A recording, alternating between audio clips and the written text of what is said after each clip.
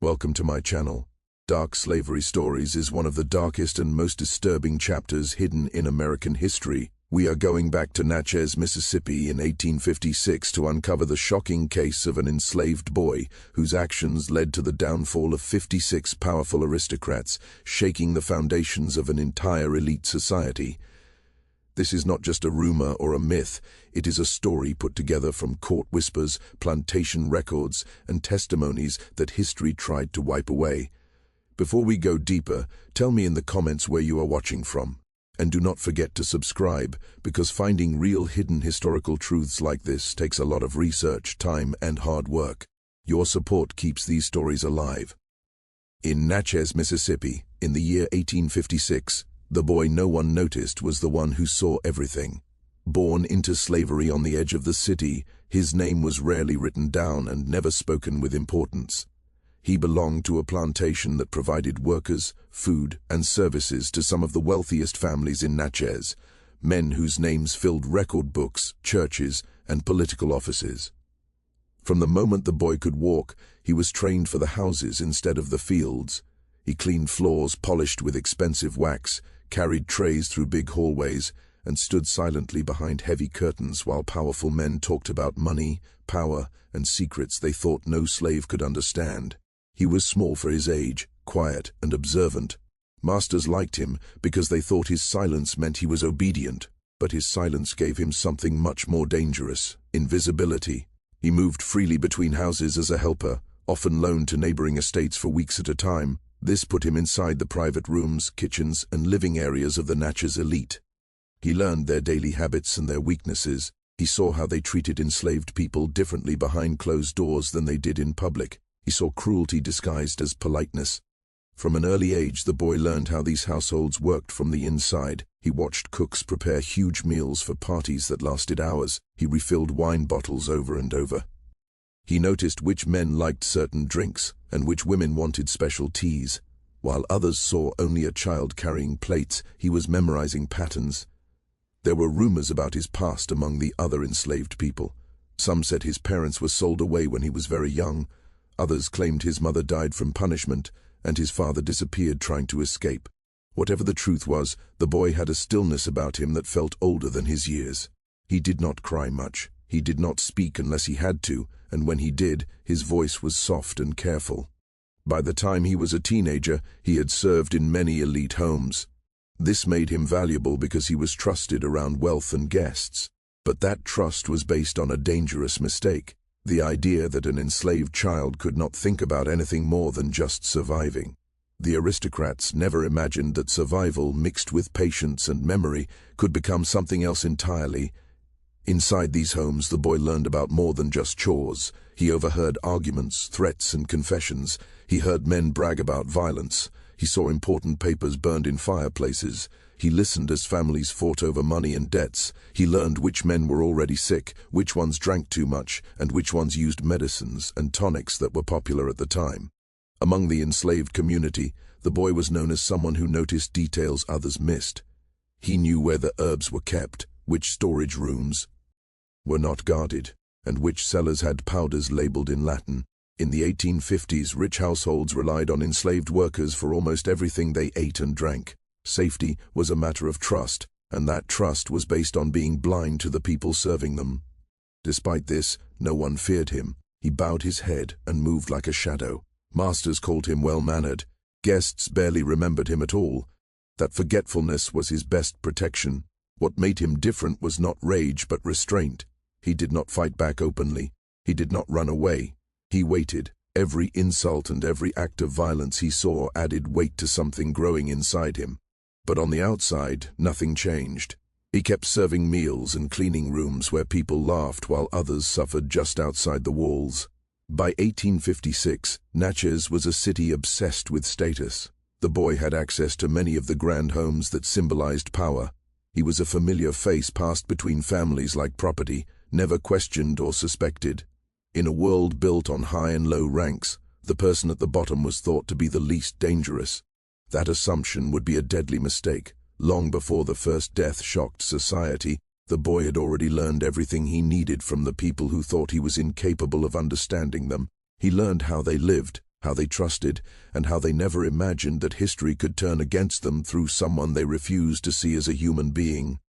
The RST deaths in Natchez did not start with screams. They arrived quietly and politely, just like the society itself. In the spring of 1856, a respected plantation owner fell ill after a big dinner party. At first, no one was worried. Doctors blamed rich food and too much drinking. By morning, he was dead. His death was called natural and was quickly forgotten. But then it happened again. 2 weeks later, a famous lawyer collapsed in his home after supper. He complained of a burning feeling in his throat and then died suddenly. Again, the explanation was vague: bad digestion or stress. Natchez mourned and moved on. What no one noticed at first was the pattern. These men went to the same parties and used the same network of servants. And among those servants was the boy. Quiet, fast, and always there, just long enough to be forgotten. As weeks passed, more people died. A wealthy businessman died in his sleep. A judge collapsed in his office. A woman died after feeling dizzy and sick. None of these deaths seemed like a big deal on their own, but together they were strange. Every death happened after a shared meal or gathering. Still, no one suggested someone was doing this on purpose. To say that would be to admit they were vulnerable. Doctors took notes and made up excuses, blaming the weather or spoiled food. A few mentioned poison, but they were ignored. Poison meant there was a killer, and no one wanted to think a killer was inside their home. Meanwhile, the boy kept working. He carried trays at the funerals of the people he had served just days before. He poured wine for the widows. His face never changed. To the masters he seemed simple-minded and unaffected. But among the enslaved people, there were whispers. Some noticed he was always around right before a death happened. Still, fear kept them quiet. Speaking up was dangerous. By the middle of the summer, the city could not ignore what was happening. The death count was high, and it was all among the most powerful families. Funerals became common events where the rich looked at each other with suspicion. People started changing their routines and dismissing servants, but they could not escape. Enslaved labor was part of every meal and every breath of comfort. The boy adapted easily. If one family let him go, another family hired him. His reputation for being harmless followed him.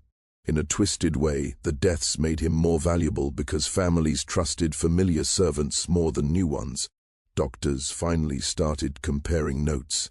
The symptoms were the same: sudden sickness, weakness, and a fast decline. Some suspected the medicine or tonics the rich used every day, but no one checked the kitchens. That space was invisible to the powerful. The boy watched everything with patience. The confusion worked for him. Each death made it easier to accept the next one. As long as there was no clear cause, there was no clear enemy. By the time people talked about a curse, it was too late. The rich blamed fate or God. They never realized that being familiar with the boy was what made them unsafe. He did not leave a trail. That was the genius of it. In a society that thought it had total control, no one imagined a collapse could be guided by someone they were trained not to see. As the deaths grew in number, the elite society felt a shift. It wasn't full panic yet, but they were uncomfortable. By late 1856, the idea of coincidence wasn't working anymore. There were too many funerals and too many empty chairs. A dangerous question finally came up: who was responsible? Suspicion crept in like a cold wind. Families started looking back at the final days of their loved ones. They looked at the small details: who made the food, who served the drinks. For the first time, they looked at the invisible workers who kept their lives running. At first, they suspected each other. They thought about old fights over money or secrets. But those theories didn't make sense because the deaths were too widespread. No one person was gaining from it. Then they looked at the kitchens. Doctors noticed that the deaths happened after social events where food was shared. Still, no one wanted to admit out loud that they had lost control. Among the enslaved community, the fear was even worse. Masters were angry and tense. Servants were questioned and beaten for small mistakes. Silence was the only way to stay alive. Yet, even as they suspected others, they did not suspect the boy. It was unthinkable to them that an enslaved child could plan something so big. They believed intelligence belonged only to them. Instead, they blamed older servants or cooks. One elderly woman was beaten and chased away. These acts were not about finding the truth, they were about using fear to get control back. The boy watched it all. He did not change. He did not panic when asked questions. He was calm, and that calm made people trust him. Some families even asked for him by name, thinking he was safe. By autumn, some people added locks to their food storage. They tried to change how they lived, but it was too late. The boy's invisibility was built into the system. He was too young to be scary and too quiet to be noticed. Even when the rich talked about poison in front of him, they didn't think he could understand. Among the enslaved, though, the whispers grew. They saw he wasn't afraid like everyone else. He was never sick or punished.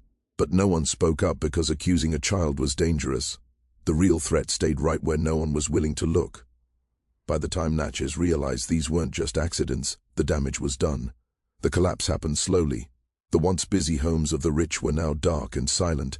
Families avoided each other because every meal felt like it could be the last. The money system also failed. When plantation owners died, their businesses and cotton contracts fell apart. Fortunes that took years to build disappeared in one season.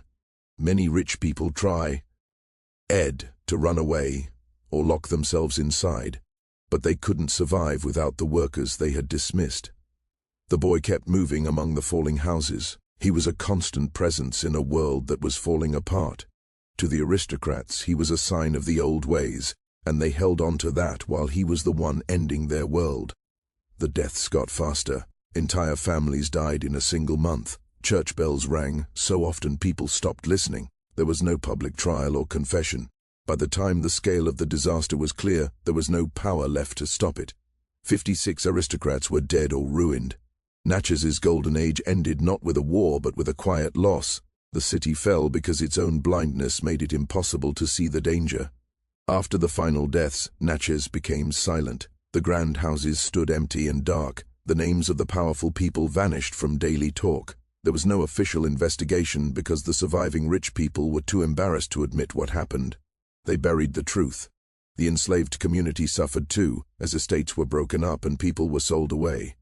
Masters became even more paranoid and cruel, but the feeling of being untouchable was gone. As for the boy, history doesn't say what happened to him. He disappeared from the story just as quietly as he lived in it. Some say he was sold, some say he died, and some say he escaped. We will never know for sure, but his impact was real. 56 powerful people were gone. Natchez never became as powerful as it was before. The story became a dark legend. The tragedy of Natchez was not just that people died, but that the system they built made it possible. A society that refuses to see the humanity in its workers creates blind spots that can destroy it. The boy did not invent that weakness, he just used it. The story is a warning. Power without accountability is weak. Today, the grand homes still stand for tourists to see. They talk about wealth and beauty, but they rarely talk about the season when the elite disappeared, and they almost never mention the boy. But his absence is part of the story, a reminder that the people history refuses to see are sometimes the ones who change it the most. The darkest secret of Natchez is that he could do all of this simply because the city chose not to see him.